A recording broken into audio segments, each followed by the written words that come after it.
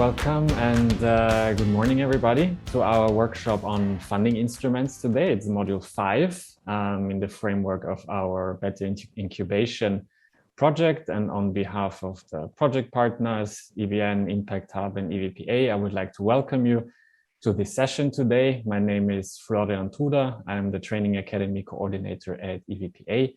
And I will introduce the session now before we dive into the content. So a brief overview of the agenda today. After this introduction, we will dive into an introduction into the legal entities for impact-driven businesses, followed by an introduction to funding instruments for the sector. Then we'll have a short break in the middle of the morning, and then we'll continue after this break with hybrid financial mechanisms. We're looking into that, and also into the European regulatory framework for sustainability, before we then take these learnings from the theory side and see how this works, how this comes together in practice with our best practice example from Germany, and then we'll finish with a wrap up, some main takeaways and a short feedback round. So this is what we've planned for this morning until 1 o'clock. As I said, my name is Florian Tuder. I'm the Training Academy Coordinator here at EVPA, and I will be facilitating this session together with my colleague Sara, who is a Senior Training Manager at EVPA, and my colleague Andrea, who is our intern at the Training Academy at the moment. Our speakers of today are Roberto Randazzo. He is a partner at RP Legal and Tax. Then we have Federico Longo. He's a legal intern at RP Legal and Tax, and then a bit later, Markus Freiburg is the founder and CEO of FACE. He will join us for the best practice example, and I will introduce our speakers then in a moment.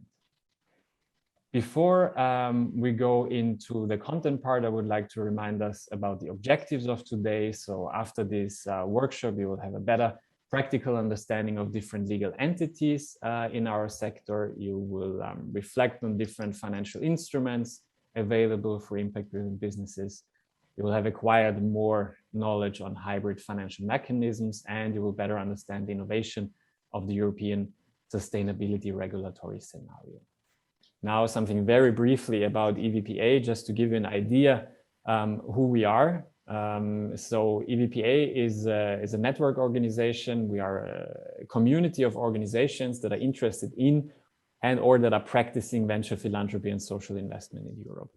As I said, we're a membership organization. We have about 290 members all across Europe in more than 35 countries. And it's a very diverse group. It's a very broad range of types of organizations that are under our umbrella. As you see here on the bottom left, we have venture philanthropy funds, we have social investors, foundations, impact funds, but also private equity firms, philanthropy advisors, and also banks, but also business schools. So we also work with academia, and we're happy to have them with us as well. What are our goals of EVPA? We want to increase funding and expertise in the sector and among our members. We want to increase their effectiveness, and we want, together with them, co-create a well-functioning ecosystem for social impact in Europe. And our theory of change, in one sentence, in a nutshell, that you see here, is that we envision a world where every social purpose organization, every SPO, is matched with the appropriate amount and type of support from venture philanthropy and social investment organizations to create the greatest impact. So this is really at the center of everything we're doing. All right, this is a little bit about EVPA, and now I don't want to take up any more time from our side in the introduction. Thanks again for joining me in these exercises. I would now like to give the floor to our first speakers of today, which is Roberto Randazzo and Federico Longo. Roberto is with RP Legal and Tax since 2000, and he acquired really extensive experience in commercial and corporate law. And obviously, he's also very interested in social innovation and sustainable development, which led him to acquire important skills in nonprofit entities, social entrepreneurship, impact economy, and impact finance. Roberto also deals with compliance in human rights and sustainability and is assisting and advising companies in Italy and abroad. It also includes cooperative companies, social businesses, NGOs, international organizations, and impact investors.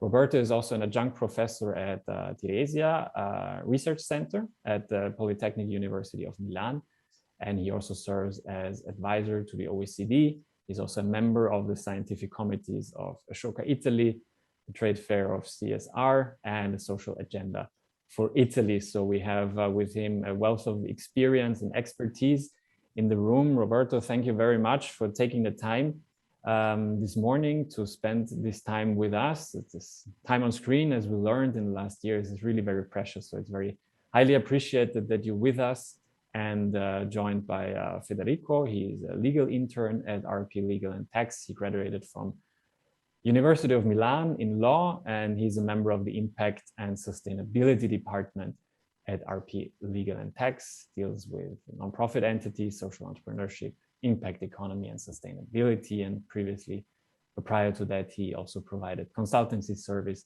in the field of corporate social responsibilities. So thank you very much, everybody, for being with us, for taking our participants through a large part of this morning. And with this, I will stop sharing my screen and hand the floor over to Roberto. Thank you, Florian. Thank you so much for this invitation and for your introduction. Much appreciated.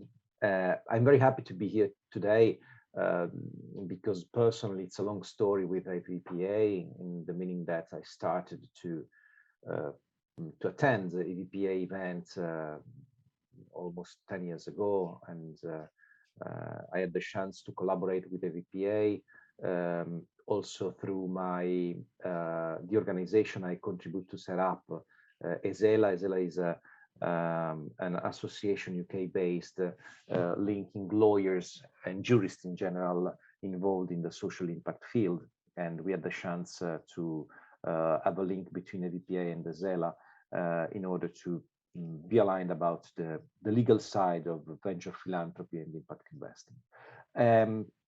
I'm happy also because today I have the chance to run with you a deep dive into legal entities and financial tools to attract investments in this field. We will have 3 legs today. The first one is about legal entities, the second one is about financial instruments, and the third one will drive us through hybrid financing to the legal scenario, legal framework coming from the EU. While I share my screen, I have to confirm that Milan is in the average poll you ran before. 10 degrees, sunny day. We are waiting for 17 degrees around noon. So I will drive from 10 to 17 degrees my speech today here in Milan. And happy that the first voice we heard was from Beirut.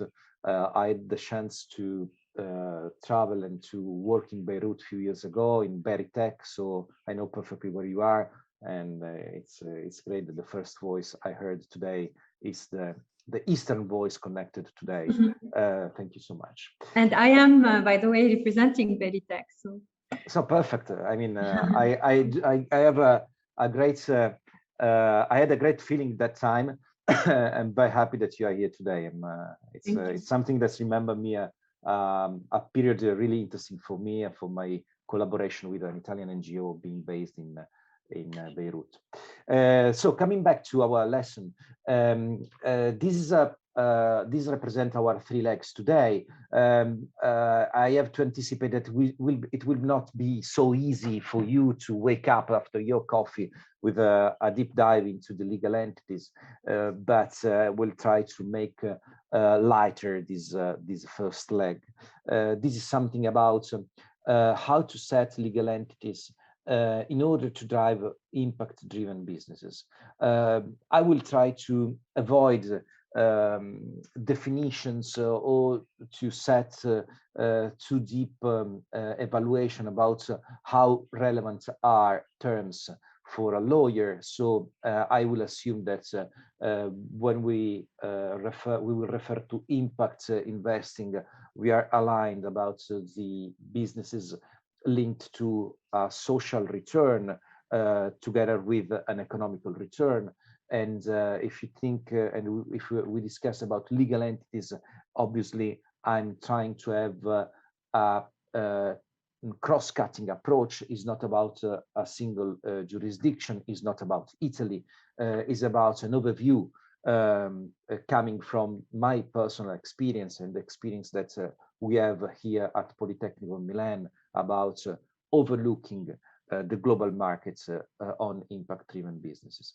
The story for us, for jurists, starts from this slide. This is a definition from Erald Sabetti, and this is the first step taken into the hybrid sector for jurists in order to understand the story of the world, and the global economical approach is changing, and something is representing a cross-cutting approach to a new market, an hybrid market.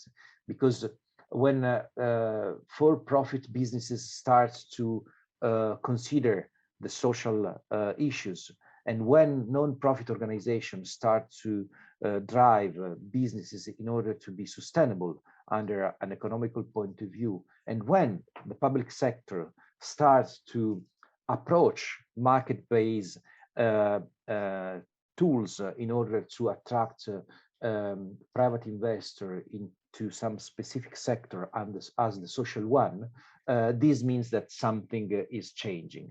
The approach is a traditional approach linked to the capitalistic vision of the markets, where the profit maximization represents the goal for every for-profit organization. Well, something happened in that approach, and today we are facing an hybrid story about mixing legal entity experience. In order to transform these words into something concrete, let's comment this chart.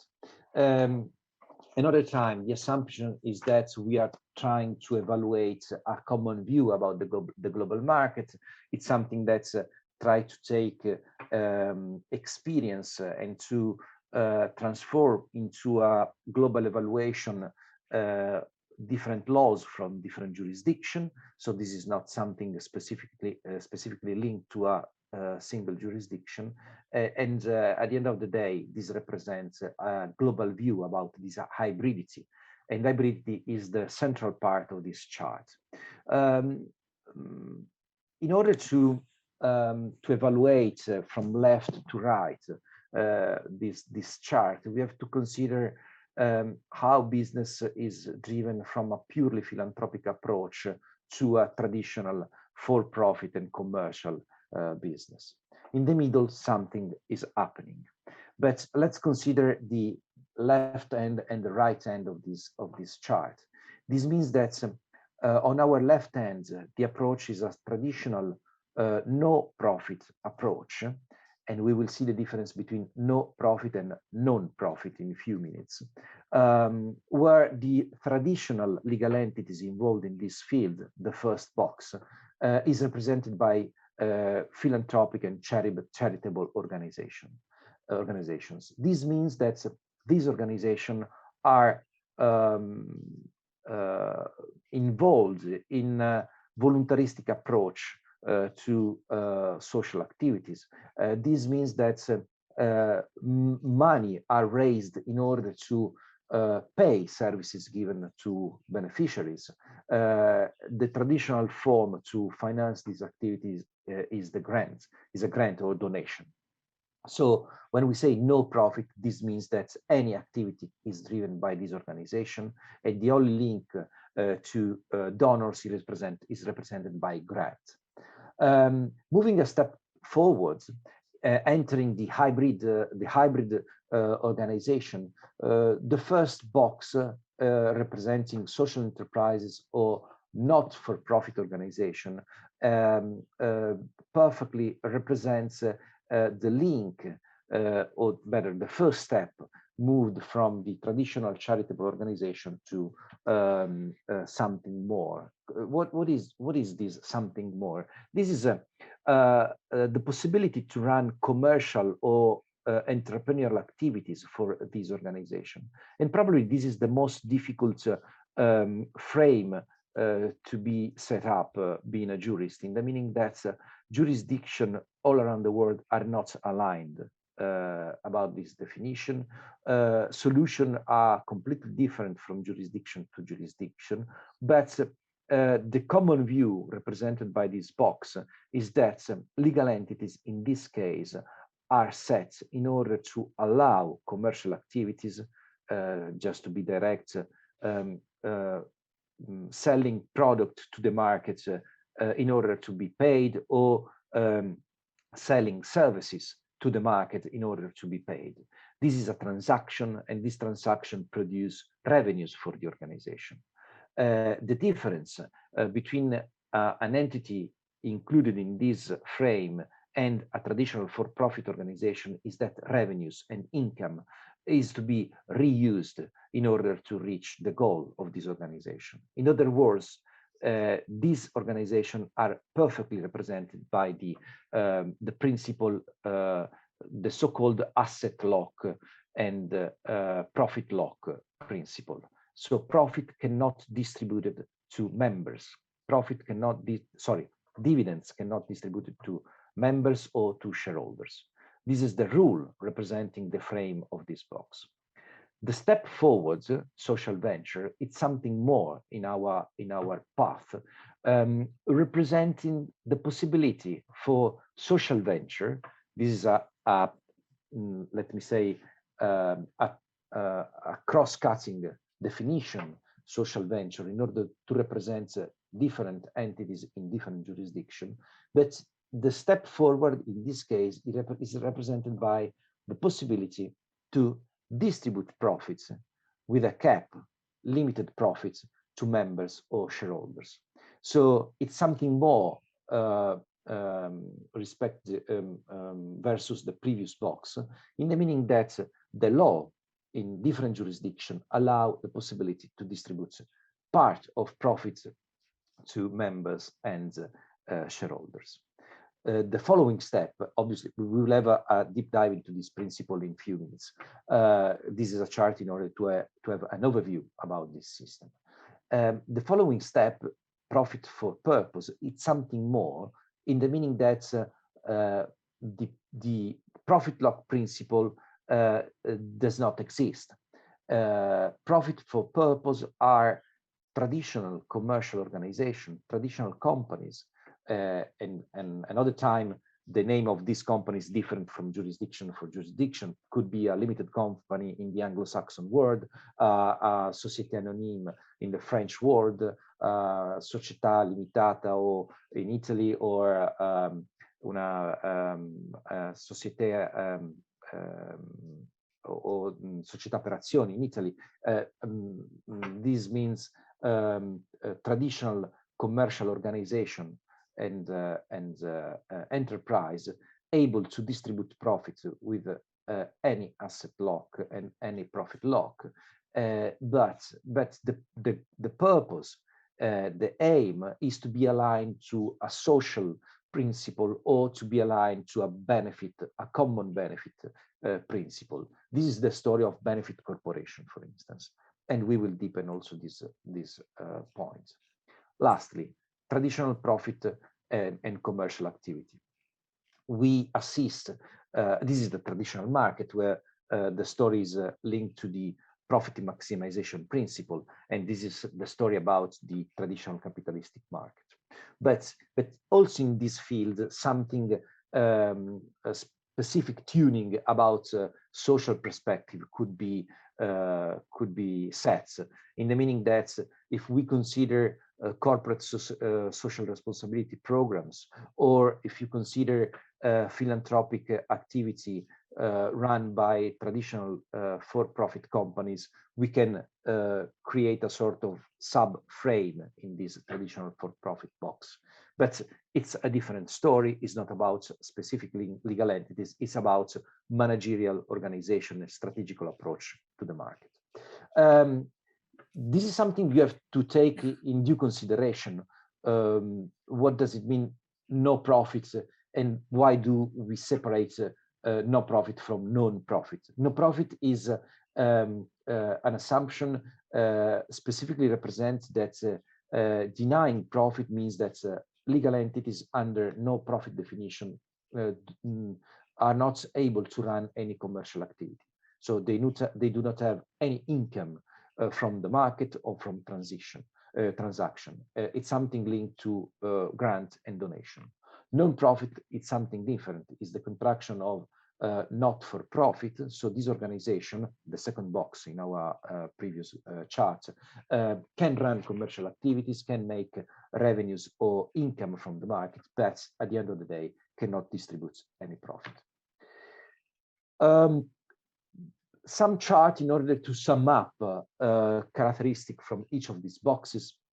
This is the first one about social enterprise and not-for-profit organization. Every time I move a step forward, I have to recall this is a general overview about a cross-cutting approach. In this case, we do have legal for coming from the traditional not-for-profit sector as association or foundation. The purpose is linked to a general interest to be pursued about from this organization, and revenues can be earned from traditional commercial activity. But at the end of the day, the principle representing the frame of these organizations is represented by the full profit lock, so not profit distribution, no dividends distributed to members, and the full asset lock. This principle represents the mandatory approach to link assets to the social aim. In other words, in case of dissolution of the organization, assets cannot be distributed to members or shareholders, but have to be transferred to another organization running similar activities linked to the same purpose, social purpose or social aim. The step forward, social ventures. Social ventures are, in this case, are organization having different legal structure, and the purpose is linked to a sort of general interest, and this general interest it is set from jurisdiction to jurisdiction. Generally speaking, in continental Europe, there is a list of sectors considered social or able to represent a general benefit. In other jurisdiction, let me share with you the UK approach. There is a sort of deal with the public authority in order to understand if your vision about the market and your aim is to be considered social or not. Is a deal with the public authority, with the regulatory authority in order to represent your approach to the markets and the social goal. If the public authority approve your approach, you have to be considered as a social goal. Something specific about the profit, and this is the crucial point, it's about profit lock. As we said before, this is a partial profit lock. It's a limited, there is a limited possibility to distribute profit to shareholders. You can have a look to these different solutions from different jurisdictions, but at the end of the day, the rule is that this cap on profit distribution represents a limited profit lock, and the 50%, for instance, in France or Italy, the 50% of annual profits not distributed to members is to be linked or is to be reinvested in order to achieve the social goal of the social venture. A very fast view about cooperatives. This is something not included in the chart representing the global framework, because cooperative are something hybrid themselves, in the meaning that cooperative represents the possibility to organize legal entities based on the mutual goal, and this mutual goal or mutual aim is the reason why, the mutual purpose is the reason why members decided to become shareholders of cooperatives, and the common link represented by this mutuality, it's for itself a sort of shareholder theory approach in this organization. Cooperatives are rules in a different way from jurisdictions to jurisdiction, but at the end of the day, we have to divide cooperatives into two different families. Cooperative having a commercial goal, and so these are to be connected or linked to the traditional markets, and cooperative having a specific social goal. So something similar to social enterprises. In this case, you have to overlap the general information about social venture we had we analyzed before to the specific cooperative structure. In order to drive to the conclusion, our first leg today, let me focus about profit for purpose.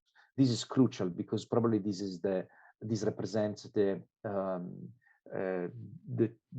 true revolution in the market we are assisting to, in the meaning that this is not a story of social enterprises. This is not a story of legal entities defined by a profit lock.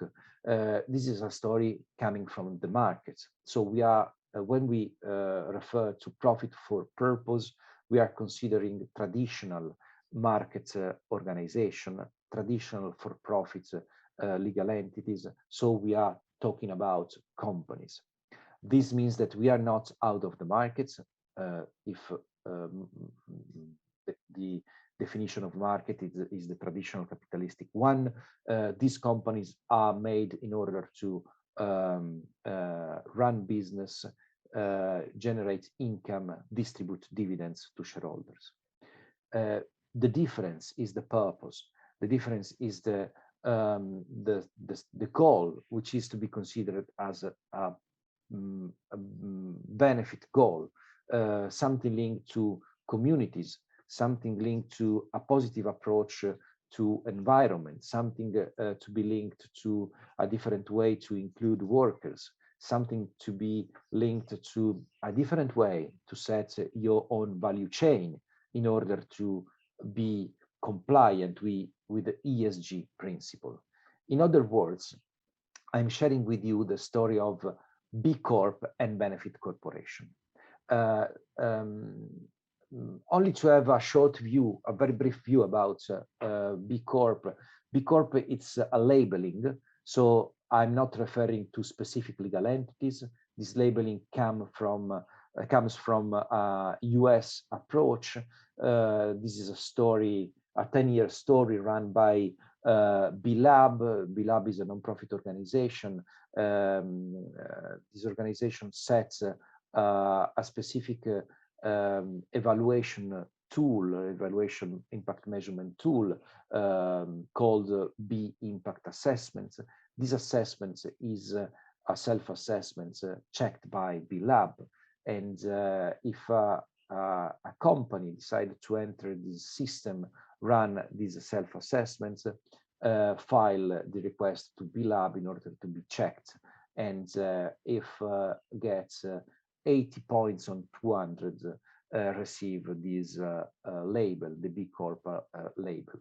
Why do I'm telling you the story of B Corp? Because this story started a global revolution. Because after this labeling, which is a private labeling, as a quality labeling, one of the hundreds of quality labeling we have on the market. But this labeling produced a reaction from different jurisdictions. And the story originally it's a US story. After this labeling, different states in the US Federation started to set a specific law on benefit corporation, creating a sort of double path. Private labeling, B Corp on the left path, and benefit corporation law on the right path. So this first approach generated a global reaction, being attractive, the story of benefit corporation. Other jurisdictions started to set its own law on benefit corporation. The first case outside the US was Italy. We had our law on benefit corporation 5 years ago. So here in Italy, we can have a benefit we can set benefit corporation according to our law, and at the same time we can have a B Corp having this private certification. After Italy, Latin America started to work on specific laws. Today, we have a law in Colombia, Ecuador, Peru, Chile, Brazil, Argentina are on the way. A specific law came lately from France. Today, France has its own law on benefit corporation, Société à Mission in French. And other jurisdictions in continental Europe are working to a specific law on benefit corporation. This means that the global vision about setting up traditional for-profit companies having a beneficial or a benefit goal, it's a common approach to that hybrid vision that we started from today, and this is the reaction from the different jurisdiction in order to have specific tools in order to set companies in this way.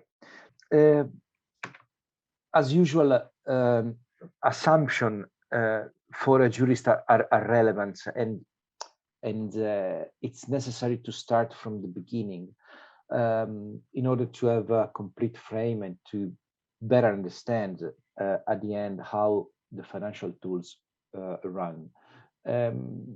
SDGs are relevant not in order to understand how financial tools are set, but in order to have a sort of final destination. Let me say that when I see this chart, this colored chart made by colored boxes in the square shape or in the round shape, which are the two we are used to see at, my reaction is generally speaking negative, because the risk is that if we refer to SDGs, the risk is to have a sort of not deepened approach to consequences to discuss about SDGs. In other words, today there is a sort of inflection about the use of these SDGs. I think that is when we see this chart, the risk it is to start an evaluation, a too simple evaluation of consequences coming from these SDGs. The reason why I start from this point, it is to align all of us about the final destination.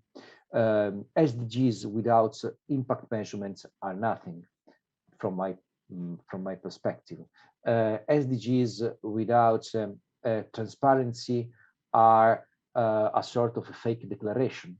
SDGs without a strict connection with tools and legal forms and financial tools and taxonomy are a sort of invitation to make a marketing or commercial declaration. This is my point of view. Probably it's too direct, but this represents how this is to represent my vision about the next leg of this speech, you have to consider that I'm a jurist and I come from a EU country. EU countries are living a sort of revolution in these fields because we are receiving specific directive and regulation in this field from the EU, and this directive to me are mandatory. So to conclude my introduction, being part of the EU and being a jurist, I think that the approach we have from the EU, it's the one could represent the transparent way and the only way to have a common view about how you can transform SDGs into market principle. We are waiting for taxonomy, and this will be the end of my speech today. We are waiting for specific directive about measurement. We are waiting for sustainable corporate governance rules. We are waiting for sustainable value chain directive. We are waiting for human rights due diligence directive. This is the way to create a general and mandatory framework in order to be sure that principle, the highest principle represented by SDGs, can be transformed into markets, rules, and commercial commercial communication to the market, to consumers. I will come back to this point later on today. This is the starting point. The starting point represents the theory of change. I'm sure that you are used more than me to this approach. This is not something from a jurist. This is something to be aligned about how to drive an organization running a business activity into the sustainable field. Starting from now on, I will use in a general way the word sustainability or sustainable, in the meaning that I represent the frame of these markets to be better specified from time to time in my representation. Something about impact investing, and something representing probably at the beginning an academic approach, but I think this academic approach has been transformed into a sort of general declaration about how the frame of this market has been or is to be set up. This is the approach from my university at the beginning, or let me say from different universities. Now we are used to this approach, and impact investing as three cornerstones. Intentionality, I mean, investments in order to reach an impact result are to be intentional, are to be planned. It's a strategic investment. It's something linked to your specific goal. It's not a collateral. It's not a corporate social responsibility approach. Measurability, this is the most relevant point, I think, because if you cannot measure this impact result or impact return, you cannot represent at all the double-headed strategic approach to the market, making profit or run a business and generate an impact return. Additionality. Additionality means that you have to add something to the social side of your business, to the communities, to workers, to the product, to the environment. And this additionality is to be considered as something positive under this point of view. This topic have to be considered as a sort of mantra for investors in this field, a sort of general declaration. And this general declaration is to be linked to different financial tools. This is a spectrum I took from EVPA experience, so this is not, this is not something from my personal experience, but it is something that's it is perfectly aligned with our evaluation today. As you can see, it's something linked to the first chart we shared, the one about legal entities. We moved from a traditional grant making approach to an approach linked to invest for impact, investing with impact. This is something different. I will be focused on that in a few seconds. And finally, sustainable and responsible investing. So something which is linked to an ESG compliant approach for traditional businesses. Coming back to the left end, we have to consider as how each of these steps is linked to a different way to be financed. Each of these steps needs a different remuneration of your investor. Each of these steps represent a different approach to the market from investor. For grant making, we are referring to donations. Donations are for free, obviously, and this approach, it is linked to greenfield businesses or activities having a social goal. And moving slowly to the right, the hybridity on tools, it is represented by the possibility to repay the investment. This is the key of this chart, repaying your investors. The dark blue side on the left side represents not an investor, but a donor. And the donor is not looking for any payment back. The donor is not waiting for any revenue. The donation, technically, it is money given for free, without anything to be received back. But if we move slowly to the right side of this chart, investors are waiting for a repayment of the investments. And generally speaking, the transition from blue to this light pink or something similar color, it's represented by a low return on investment. And if you link to this low return to the possibility to distribute low profits, as we saw for social enterprises, we are able to connect legal entities to this specific area of this chart. So the possibility to repay with a sort of low income or low dividends your investor represent the link between social investors and legal social entities. And when we move a step forward in this chart, we move to a different approach from investors. Investors are the one on top of this chart. So investor investing to reach an impact, slowing to the this light blue segment represents an investor that is looking for a return, and the return is more aligned to the market's return, to the market IRR, and this return has to generate an impact on environment, on the social or governance goal.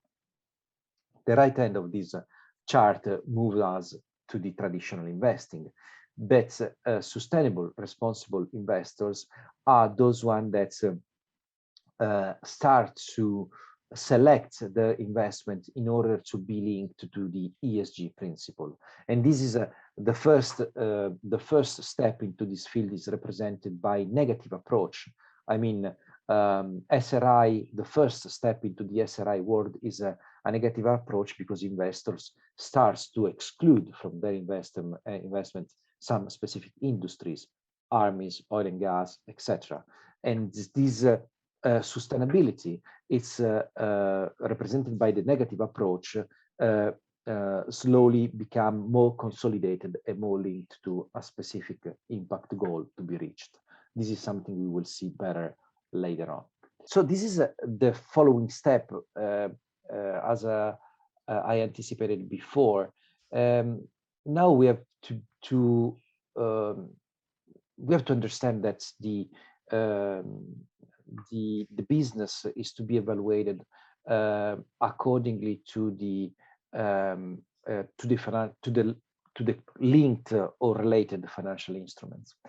Technically, it's not correct to define a grant financial instrument. So please do not consider this as a correct definition. It is in order to include grants in this general overview about financial instruments. In any case, I comment a slide that you can read directly, but the story of specific financial tools is linked to the story of the business you are evaluating to finance or to invest in. Obviously, if there is not a market at all, the only way to support that business or that activity is a grant. But if you have a marketing prospect or to be exploited, and according to an economical and financial evaluation of this business, it is to be developed, it starts to be possible to mix different financial tools. And this mix, it's represented by obviously a social aim or a social purpose included in this business. The second case, 1B, represents the story of a traditional social business to be supported in the first step as a greenfield investment, probably through a grant, or to include grants in order to support the startup phase. But slowly, this business is to be moved to the market, obviously, but to different tools, financial tools. And this transition is to include other financial tools linked to equity investments or loans or hybrid financial tools. This is something that I will better specify in a few minutes. It is a different story if we consider a business linked to the markets and obviously characterized by this social goal, where the possibility is to mix from the beginning different financial tools. And the way to mix these tools, it is a story linked to the prospect business. It is a story represented by the possibility to be repaid or to generate a dividend distribution. Remember the story of social legal entities having the possibility to distribute at least no more than 50% of dividends. So we have to mix all the information we got till now in order to identify the perfect mix to your business. The more the business is linked to a social goal and lack of market performance, the more this business will be linked to a grant. On the other side, if the business is linked to a prospect market exploitment or exploitation, it's possible to generate a mix of loans, for instance, or hybrid financial instruments or equity at the end of the day.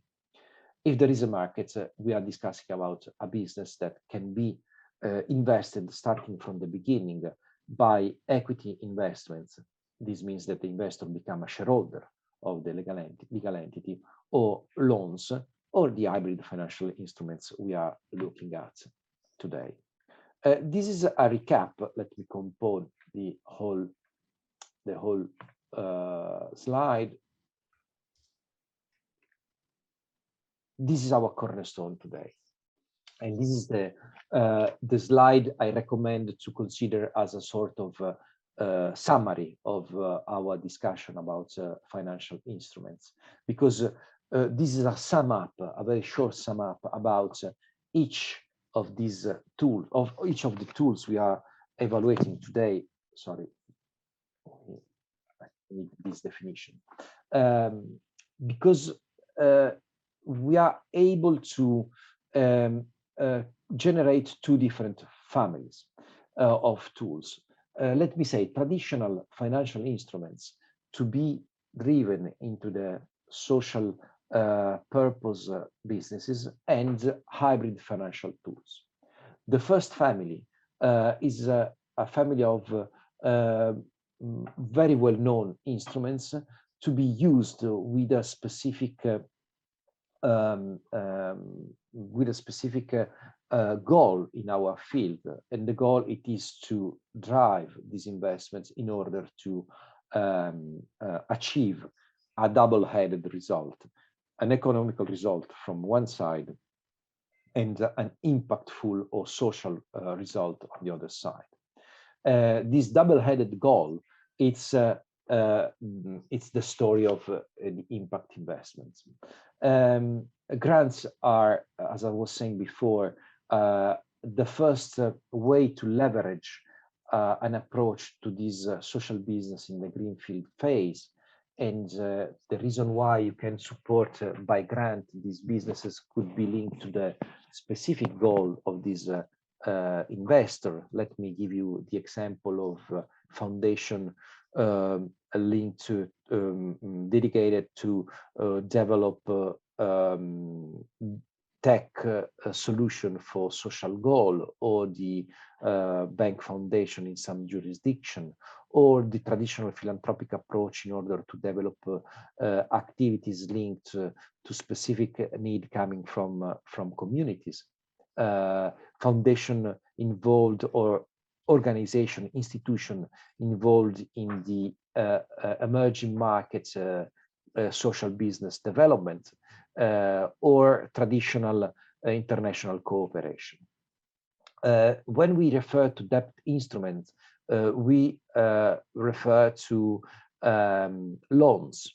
And loans are probably the most developed tools in these fields, more than equity, at least at the beginning of the story of an investment. Because loan is, and debt instruments are safer than equity, safer in the meaning that are to be repaid accordingly to the agreement reached with the borrower, and debt instruments represents a possibility to set up a predictable return on the loan itself. So it's something safer, but it could be something lower under a return point of view for the borrower. Equity investments represents the most risky investments, because if you invest in equity, becoming shareholder of your targets, of the investee, the risk it is to lose all your investments. The risk is the final risk, having a legal perspective, is bankruptcy of your investee. In this case, the loss it is the loss of whole investment you've done in this investee. On the other hand, if the result is positive and the story of the target is it's a positive story, you can get a higher return on your investment than a debt instruments. Let's move to the hybrid financial approach. Another time, this approach, it's that use traditional tools decline into this specific field. Mezzanine finance is a mix of hybrid and debt. It's a hybrid between debt and equity financing, because the rule of a mezzanine finance tool is that the repayment is the last repayment the investee have to be. So it's a sort of most qualified debt tool, almost aligned to an equity tool, but technically is not an investment in equity, so technically do not represent an equity participation, and the borrower is not a shareholder. But this last repayment represents a risk, because the investee is to be able before to repay all its debts, all the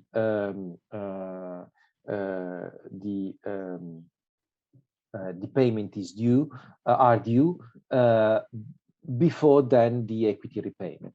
So this last repayment represents an high risk for the investor. This higher risk, generally speaking, represents a higher rate on this mezzanine finance tool, higher than a traditional debt instrument we've seen before. Convertible loans are another hybrid instruments and are based on a mix between a loan and an equity investment. So at some specific, for some specific reason or at some specific case represented by the agreement reached by investor and investee, the loan is to be transformed into equity. This conversion into equity is a sort of price gained by the investor, and this price it's agreed by the two parties when something happened. Just to show you a case, I lend some money to you, and this money are to exploit a new market. If you are able to develop that market, to open a new agency in France, you will transform my loan into an equity investment.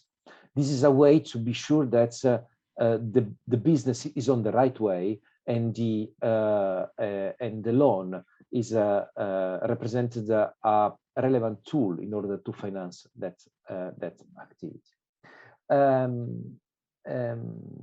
And the last one, if we consider recoverable grants are linked to an agreement to treat the investment as a grant if the organization is not successful.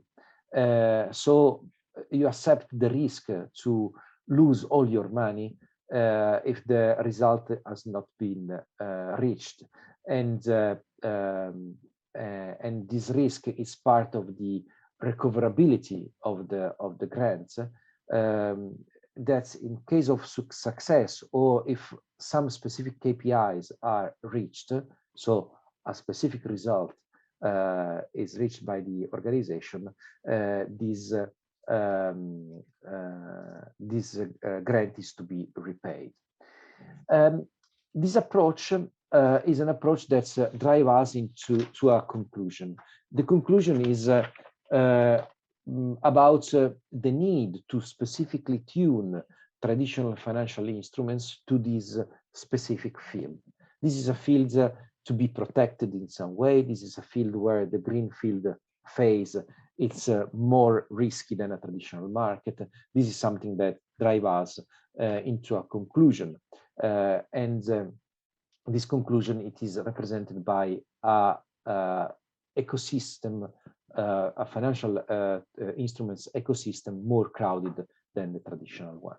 Yeah, this is something that's sum up the evaluation we've run a few minutes ago, and it's a way to link the phase of the business from a pre-seed or a seed phase to a startup phase, and then growth and maturity. This is a way to evaluate, have a look to the second part of this slide, the bottom side of this slide. It's a way to get more familiarity with this with these different financial instruments, and as you can see, the grant is the one that introduced us into the pre-seed or seed phase, but at the same time, for more developed business, or let me say, business having more chance to be positively exploited on the markets, also hybrid financial instruments are can be used in this phase as a recoverable grant, convertible loan.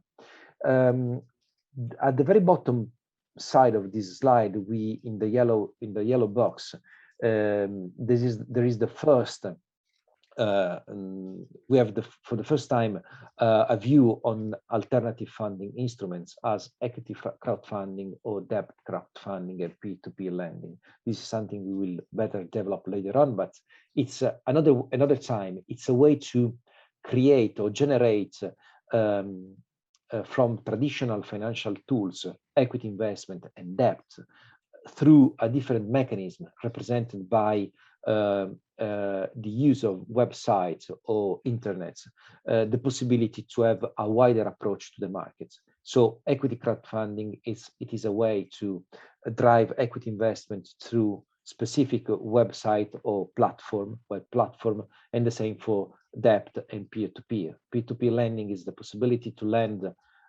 money directly from person to person through a web platform. The startup phase, it's the one that probably is the most crowded phase under a financial point of view, because accordingly to the specific business, it's a phase you can use or you can mix all these tools, obviously except for social stock exchange. And then the growth. The growth represents the third phase, where the investment start to be more linked to the most risky tools as equity or mezzanine. And this step represents a way to drive the maturity of the business, and the maturity, generally speaking, is linked to equity investments and to IPO. So the approach to the social stock exchange. If I have to suggest a second slide to take as a cornerstone of this speech today, this is the second one. The second one to be linked to this one. Let me start from this chart representing how equity investments run, and I set this slide in order to have a global overview about this specific field, in the meaning that equity investments are linked to traditional market. I mean, this is probably the most developed way to invest money around the world.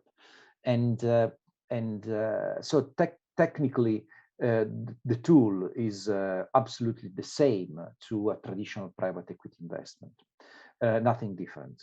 The difference is about how to select investees, how to drive your investments, and how to evaluate the positive result of your investment.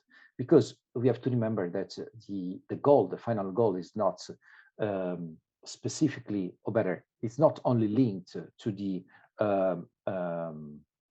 economical return, is linked to the need to generate or to produce a social return or an impact return. This is in red, the social impact measurement, because this is the key of the whole evaluation about this tool. Let's start from the left side. The asset manager deciding to set up a specific fund linked to an impact investment has to define the rule about these investments in order to start the fundraising activity. Fundraising activity means that the asset manager starts to ask to the market or to look for investments, generally speaking from institutional investors. But investors can be different, family office, can be banks, can be institutional organization, in some case can be the public authority, another time being part of the EU.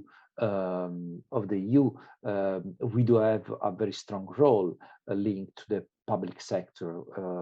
The investment coming from EU are to be considered to be considered as public investments, and the role played, for instance, by EIB or EIF is perfectly aligned with this approach.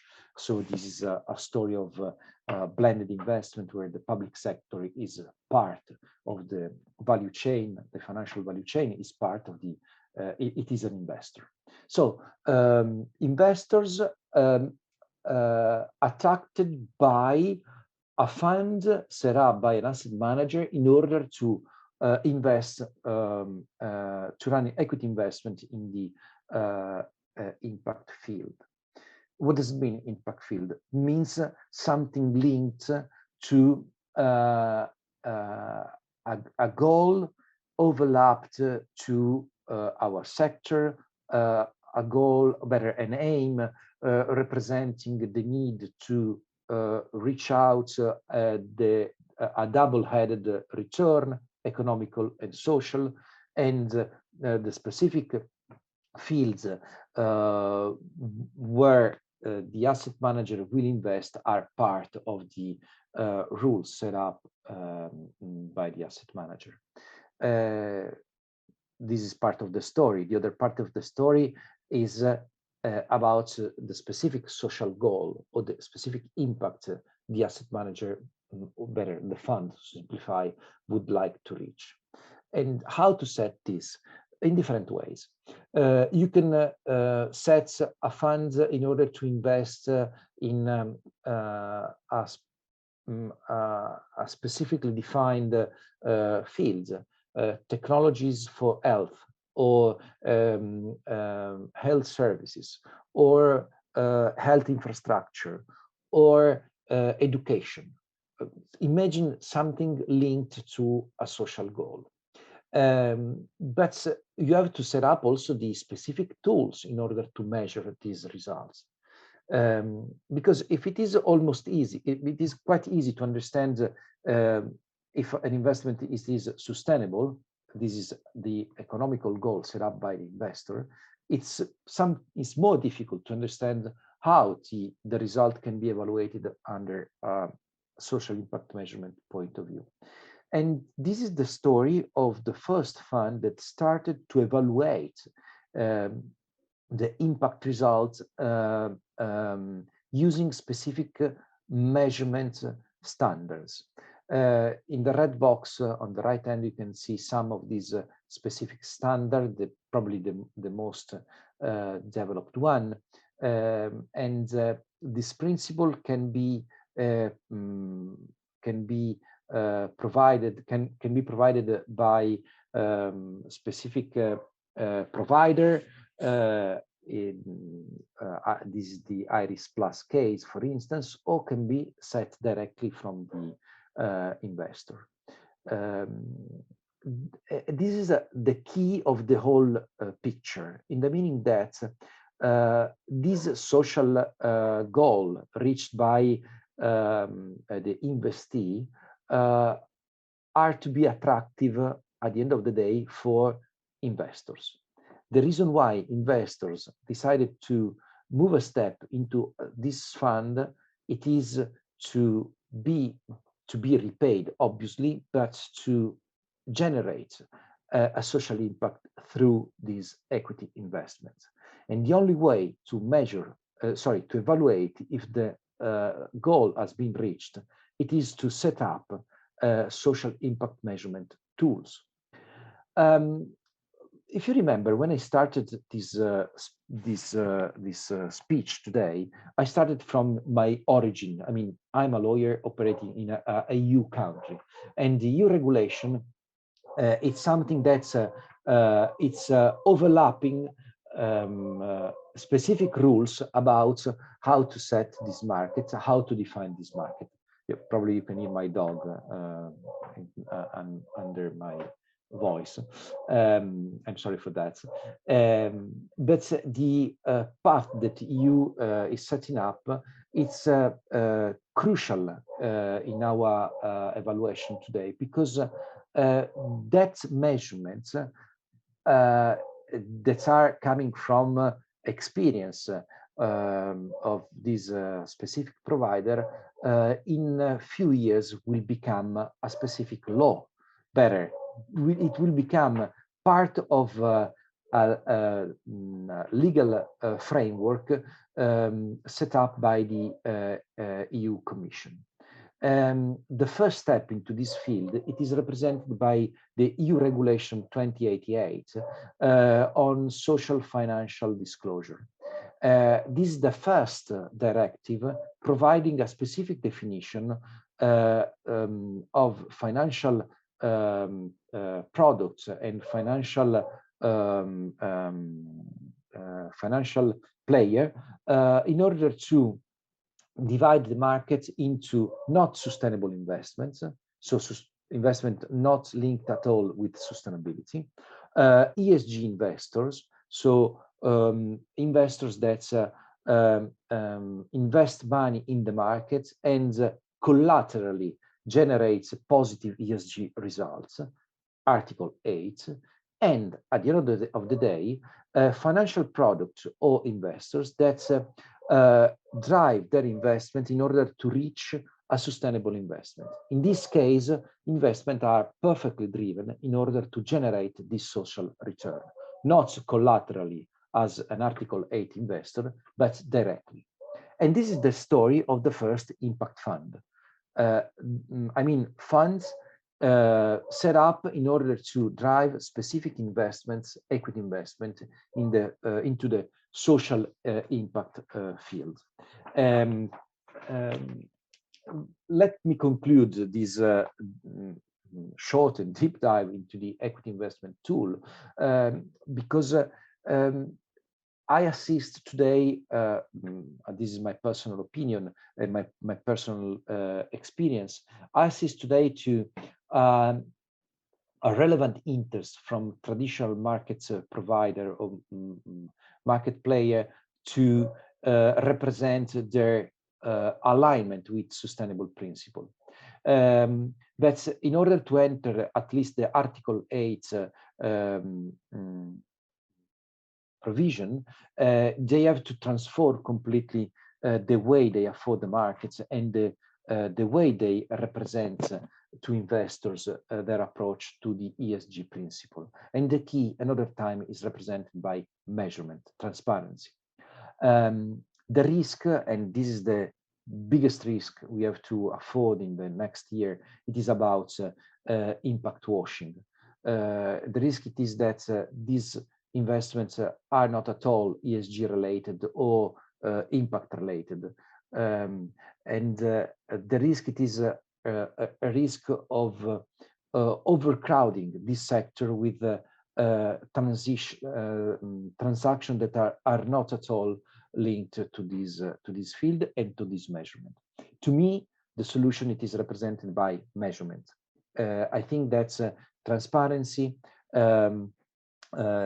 identifying through KPIs able to represent how impactful is the investments, and possibility to allow access to this information to consumers or investors.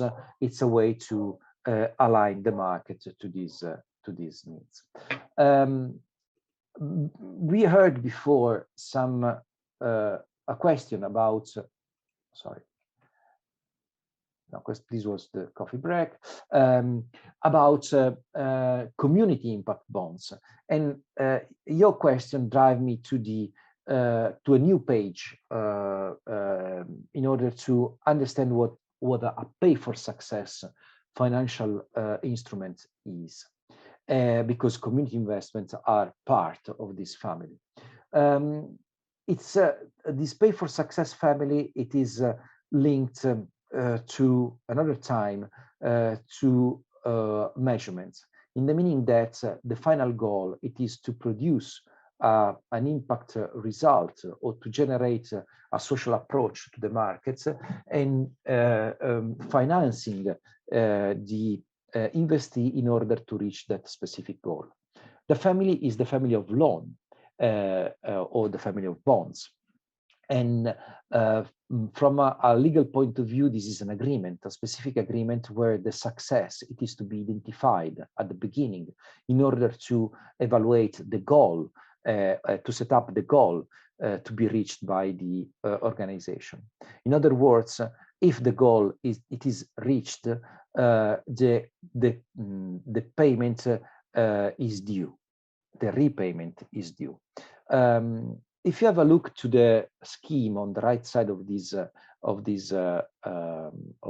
chart, you can understand that the crucial point it is the crucial role it is played by the intermediary. The intermediary has the role to identify the need, the social need, has to deal with a service provider in order to organize the activity to reach that specific goal, has to deal with the government or the public authority in order to set up the payments. We will see that not only with public authority, this can be a transaction run with a financial institution, an international organization, etc. This alignment between intermediary, governments, and service provider generates the case or the approach to the social need.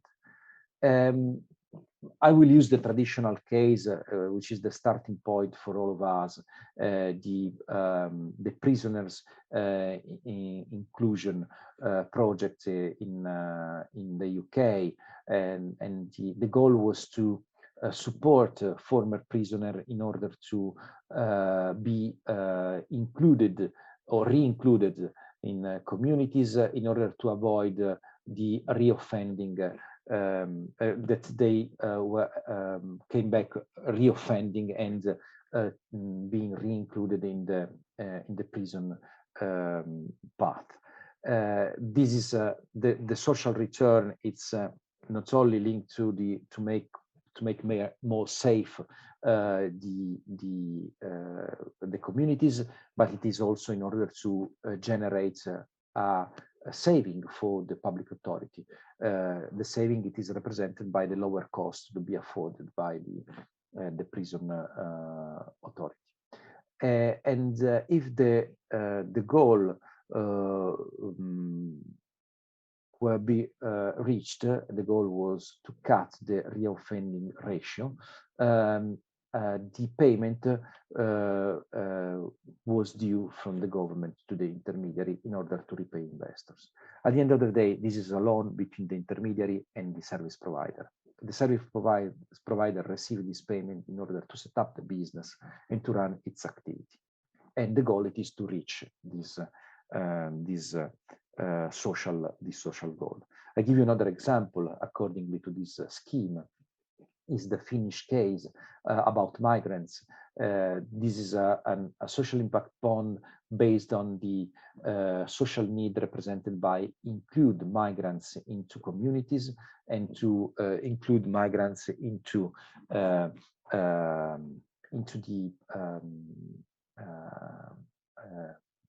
to include them in the economical system in order to be able to be able to support their own lives. And the goal was reached in a very simple way. The goal was to make migrants part of the system, and the final perspective was represented when the migrant will become a taxpayer. If he is a taxpayer, means that he has a job and is able to pay taxes to the local tax authority. And this is the goal for a public authority. Including people means to be repaid through taxes. You can take this scheme and this procedure and change the social goal, the social result, and you will have your own social impact bond. The difference between social impact bond and development impact bond, it is linked to the need, the final need. Development impact bonds are tools, the tools to be used in order to develop a specific community. generally speaking, is linked to an emerging market. Coming back to the question from your colleague before, community interest bonds are the same, are set in the same way, but the final goal it is to produce a positive result into a specific community. And another time, the key of this bond, it is represented by the social need and the KPIs in order to measure the positive result. Probably if you remind a few minutes ago, I was referring to the EU regulation, and this regulatory framework, it's relevant to me, and this is the story of the EU directive in the sustainability field.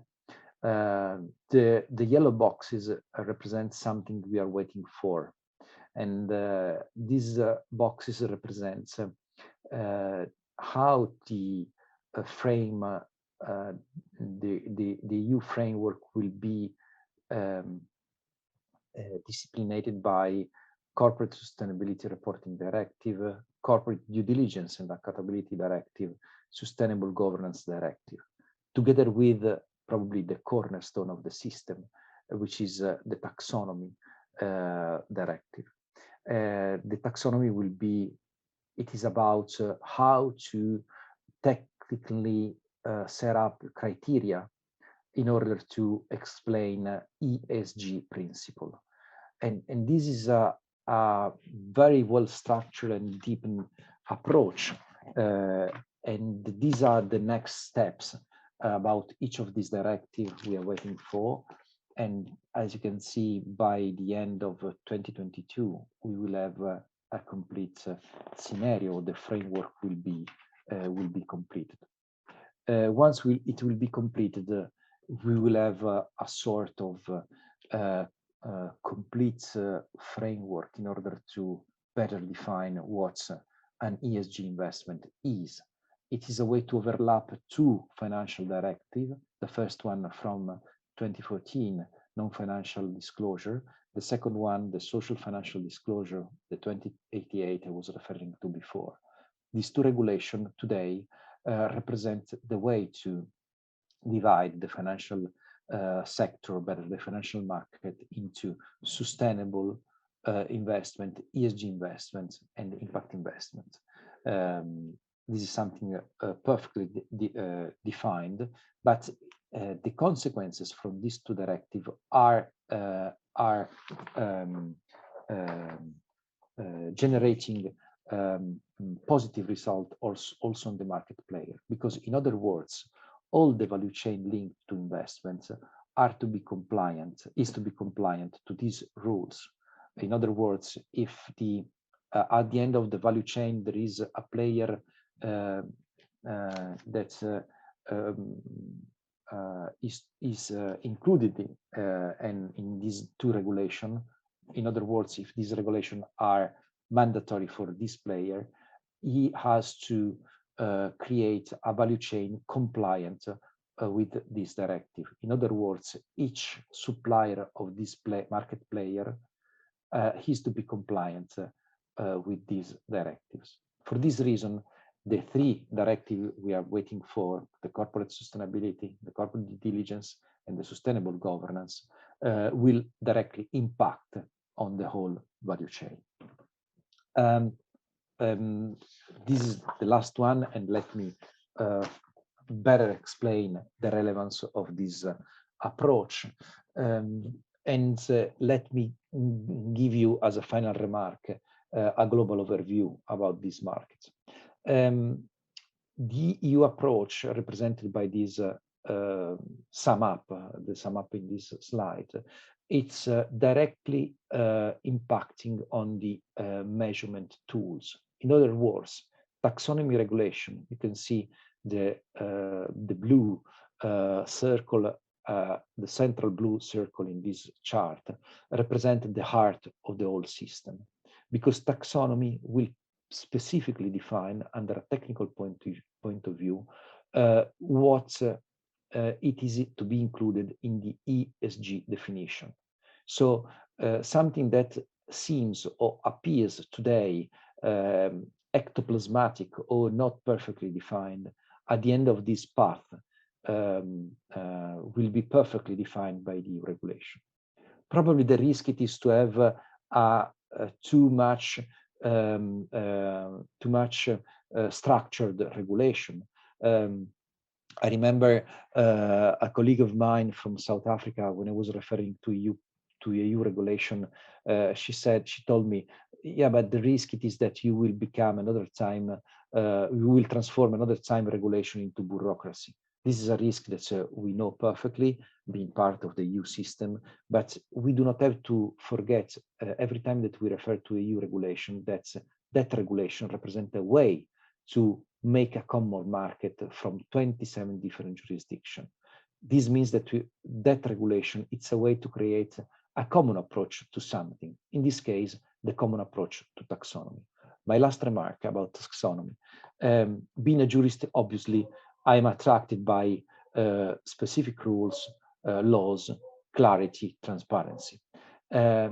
Otherwise, the risk it is to leave ESG definition to something not real, not concrete, not perfectly understandable.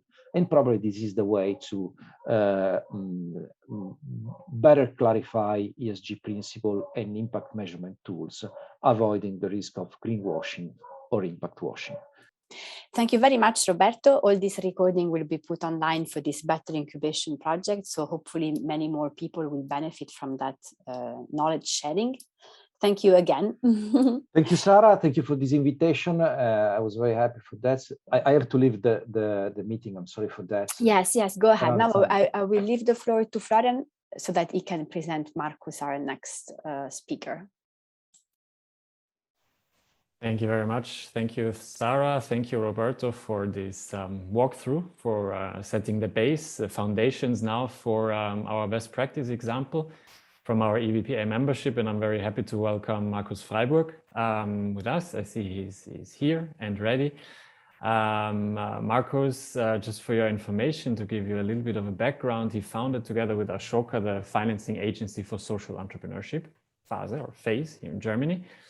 And FACE helps leading social enterprises across Europe in raising hybrid growth capital so they can scale their social impact.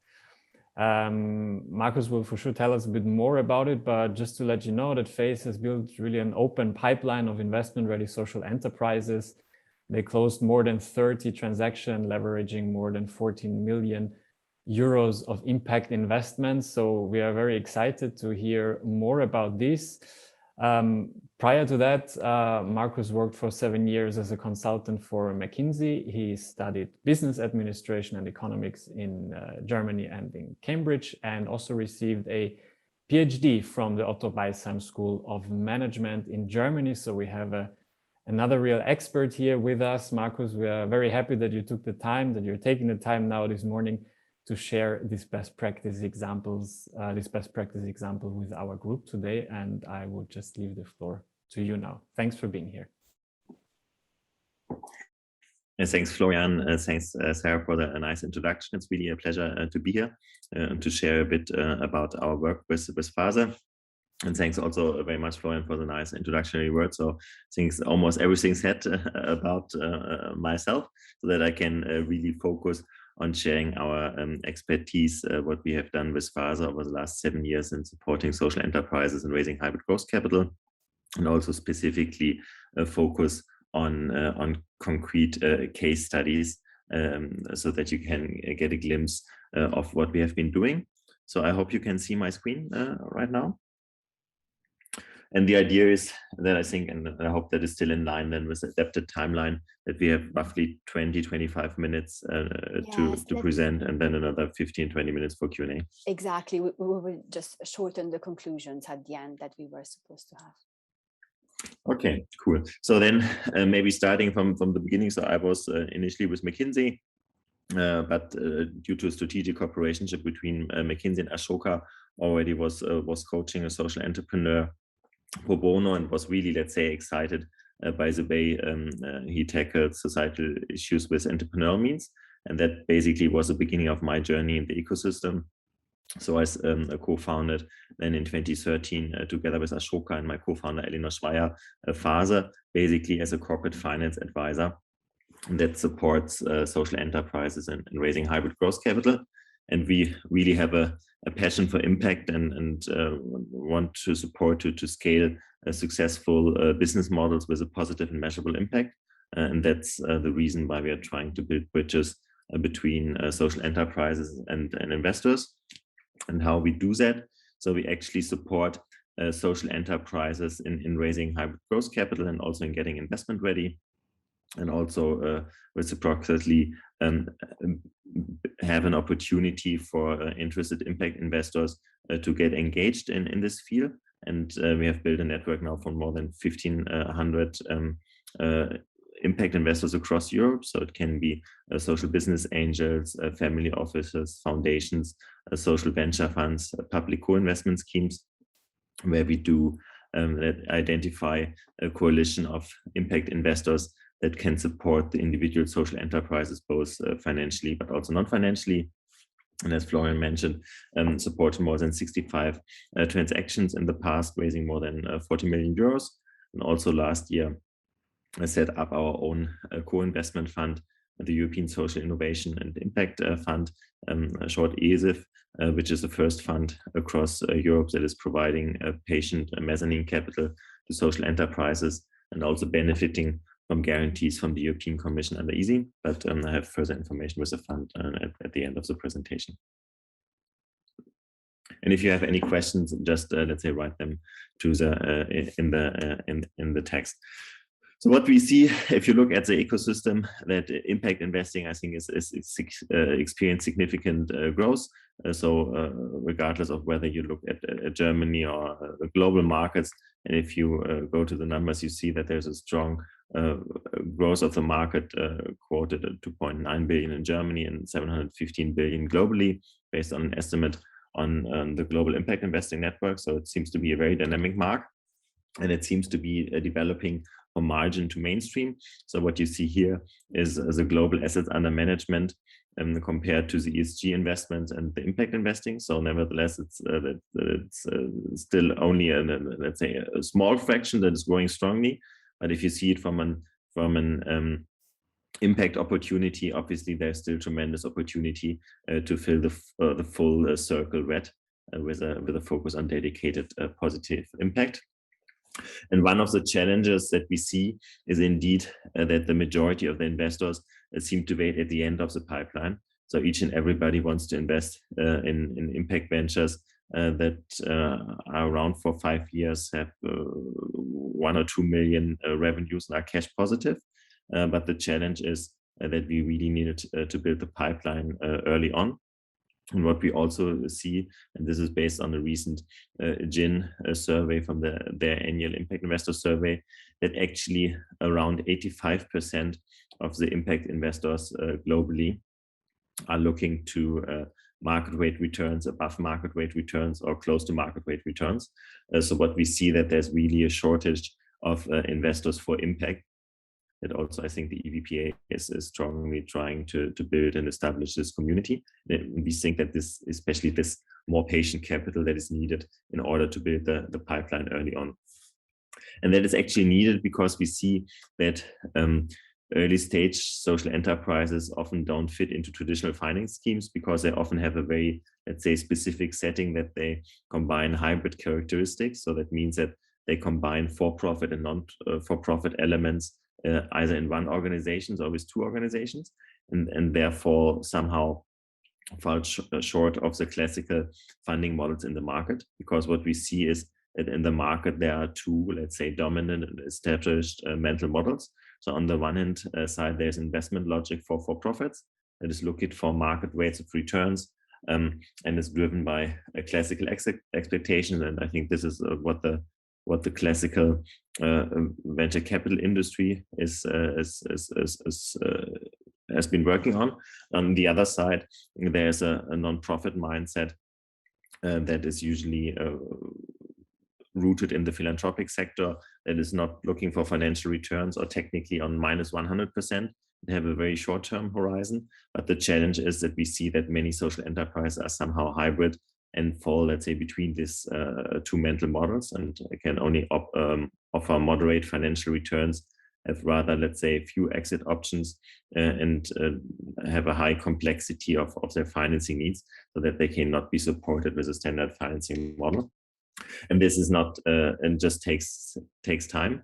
And that's actually exactly what we want to tackle with FASA, also to support a vibrant ecosystem for social innovation in Europe.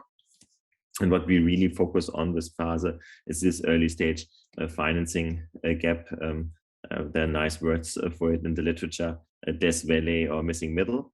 And if you have worked in it, you will know that it's indeed very hot and dry there, and it's not so easy to find investors that are willing to support early stage social ventures in these fields.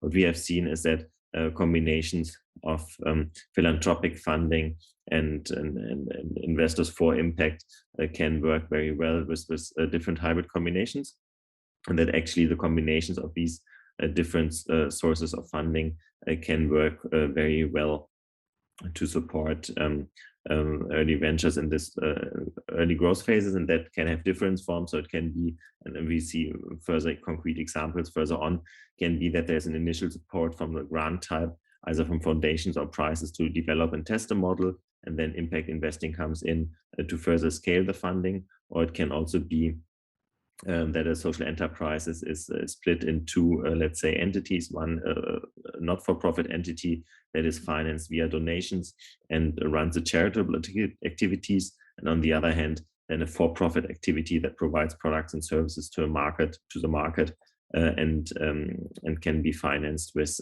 investments. And sometimes we see also that then there is a connection between the entities, and that the for-profit entity generates surpluses that can be used also to finance the charitable activities on a long-term sustainable basis. And specifically with FASA, we support these enterprises in raising hybrid growth capital. So for the social entrepreneurs, we really act like a trusted advisor that supports them through the whole funding process. So from initial review of the business model and the impact model, and the structuring of the deal, often also combining different financial instruments. So for example, equity, mezzanine, sometimes also blending in grant elements, and then reaching out to a network of more than 1,500 impact investors to build really a coalition of investors that can support both financially and non-financially, and can combine different types of investors. So for example, business angels, family offices, or can also include investors from different jurisdictions if a social enterprise is planning to expand Europeanly, and helps them then until the closing of the round. And from the investor perspective, it's obviously an interest to get access to an open pan-European pipeline of investment-ready social enterprises. With FASA, we basically work sector agnostic, and really looking for measurable support for the sustainable development goals. As you can see here as an indication from the companies that we have worked with so far, it's really, let's say, very widespread across the SDGs. And we are also very proud that we, let's say, follow a pan-European approach. So from the 65 transactions that we supported so far, we have close transactions in 7 member states of the European Union. So Germany, Austria, Belgium, Netherlands, Poland, Hungary, and Sweden. And currently also with working with mandates in further jurisdiction. So our mission is really to contribute to building an open pan-European pipeline of investment-ready social enterprises. And that, I think, is also where I think it could be very interesting for the Liaise project, for, let's say, the startups that you are supporting with your incubators and accelerators. If there are specific impact ventures that have a dedicated impact, I think it could be very interesting also to provide them access to European impact investors from other countries, but also to leverage the specific knowledge of cases that of the specific characteristics of financing instruments that are used in this element. And now maybe I pause here for a second if there are any initial questions. Otherwise, I would I don't see anything in the chat. I think we can go through the examples and then take the questions at the end. Okay, cool. Now then, I think I have 4 or 5 examples that I wanted to share and also briefly mention the ESEF as an example. So one example here is Healthy Entrepreneurs. It's a Dutch Ashoka fellow, Jos van Engen, that have developed a very innovative last mile distribution system for basic health services in sub-Saharan Africa, which is a significant issue, as you can imagine, and they are mainly active in Uganda and Kenya so far, and they basically have developed a solution that is based on end-to-end supply chain management for basic health needs. So they train health workers, mainly women, to become, let's say, health workers that can go out in the field. They have then a specific basic health knowledge that is complemented with a tablet that you can see, and then also a certain basic product basket that they can bring to people in the last mile outside, let's say, the cities that are usually not covered so far. I think it's an interesting example also on how a hybrid financing can work. So we helped them to raise 2.5 million the beginning of 2020, just before COVID hit Europe. So on the one hand side, they obtained 1 million from the Dutch postcode lottery as grant funding to basically train health workers in Uganda and Kenya to, let's say, increase the model. And we complemented it with an investment round of 1.5 million, which was basically a combination of some quasi-equity investors that joined on the mezzanine side and combined it with a senior loan from the Dutch Good Growth Fund that then together, let's say, provided the sufficient funding for healthy entrepreneurs. And I think it's also an interesting example how, let's say, public funders start to rethink their investment policy. So I think it was from our understanding, the first investment case that the Dutch Good Growth Fund funded, where a significant part of the revenue of this social enterprise is built on ongoing basis, be on a grant basis. So really also to open their models for hybrid cases.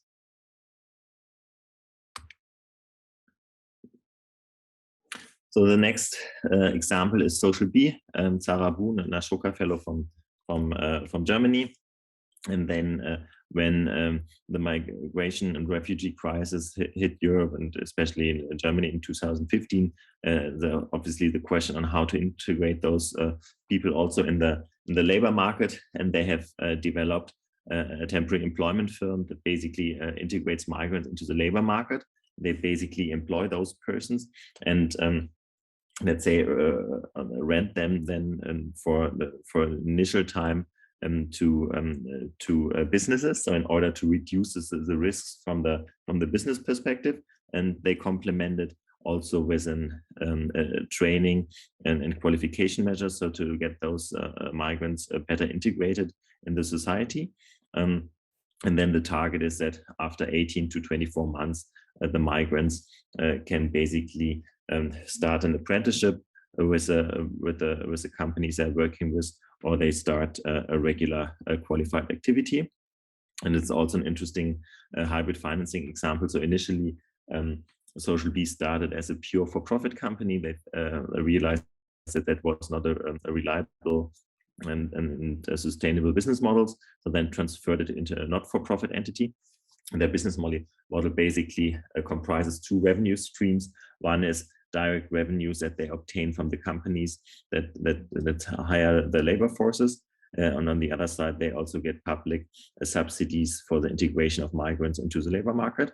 So an interesting example of the hybrid business model. And also simultaneously an interesting example of a hybrid financing model, because we obtain on the one hand side donations from a German foundation, and on the other side complemented with some subordinated loans from impact investors, so that they could let's say further scale the business of Social B. And there's also an excellent case study that we have done together with the EVPA and Social B. I think that's available on the homepage of the EVPA. Maybe Sarah, if you have it at hand, you could share the link to it in the chat. Another example from Austria, Helios, with the founder Martin Wesian, which you see here on the screen, and they basically have developed a solution to access clean and healthy drinking water through solar-powered disinfection devices, because as you might be aware, access to safe drinking water is an issue in many regions of the world, and many diseases are driven by disinfected water, and they basically are using the power of the sun to disinfect water. This is let's say a traditional known method, but they have now using it and developed the body, and it's really very simple. So you fill dirty water in PET or glass bottles, expose it to the sun, and this let's say small device that you can see, Vadi, can basically then show with a smiley when the water is drinkable, because it really, let's say, depends on the intensity and the length of the sunshine, and that's there's a complicated algorithm behind it that can basically then anticipate it and knows how it when the water is drinkable. And they have currently a combination of the business model, also a hybrid model that combines different elements from project-based fees, especially from, let's say, CSR and B2T activities. Very interesting also the sale of CO2 certificates, because the main, let's say, competition device that they're working against is the boiling of water. So they also obtained the right to sell CO2 certificates, and they also want to or plan to start the sale of Vadi via retailers and distributors, and currently especially expanding the activities in India, so that they can prepare the start of the B2C business plan. And yeah, we help them to, I think, raise 2.5 million, also with different elements, so equity and mezzanine. Also, I think a very, very interesting element. And yeah, it's also what is interesting in this case, there was also a blending or a combination with crowd investments. So I think that is really a speciality that we see with social enterprises, that they try to combine, let's say, really different, let's say, investor types and financial instruments. One example from Germany, Surplus, Raphael Fellmer is the Ashoka fellow behind it. And they are tackling food waste by selling excess products online and in stores that are over this food, over the let's say expiry date. And they do that, have started initially with food saving supermarkets in Berlin, but now, let's say, more focusing exclusively on the online shop, and let's say basically bringing these products, let's say, back in the cycle. Very, very interesting model. I think they currently already have 4 million revenues, and now we help them to do a capital raise of more than 3 million euros with a combination of convertible loans and mezzanine from our own co-investment fund, but also leveraging the Corona matching facility that was offered in Germany in the last year.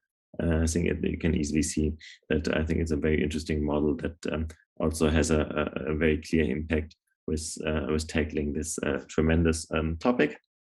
And the last direct example is Ignitia, Lisa Smith, who you see here on the picture as well, and a Swedish Ashoka fellow that have developed a very impressive solution that has developed very precise weather forecast, especially for tropical regions, where it's volatile weather conditions are one of the main yield killers for small-scale farmers.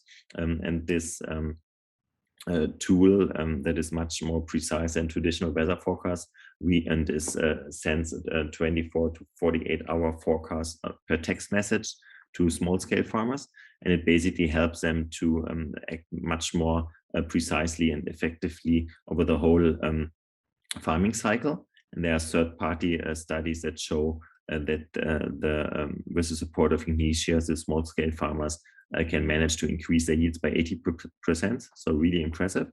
And they basically have a business model where they get, I think, 4 cents per text message. And they are currently active already in West Africa, I think in 4 countries, reaching 1.5 million smallholders. And now we help them to raise a round of more than 4 million to further grow in Africa, but also to do the first initial steps in Brazil to expand to that market. So you see quite a diverse diversity of social enterprises.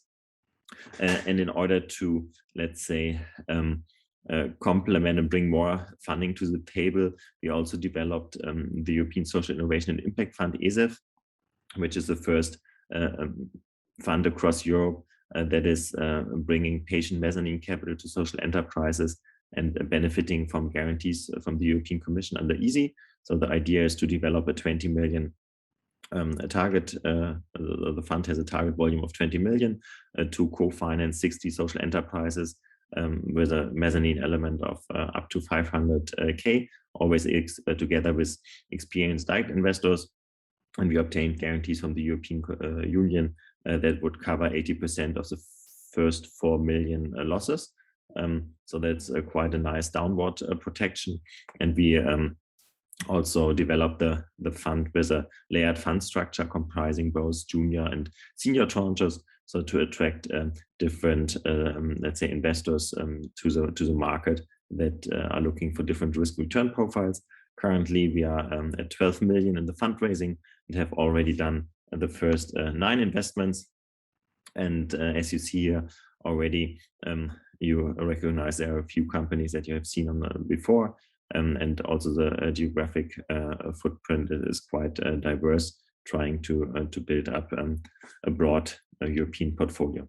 Yeah, and what we are also very happy is that we get very positive feedback from our clients and investors, because it's usually appreciated that we help them to support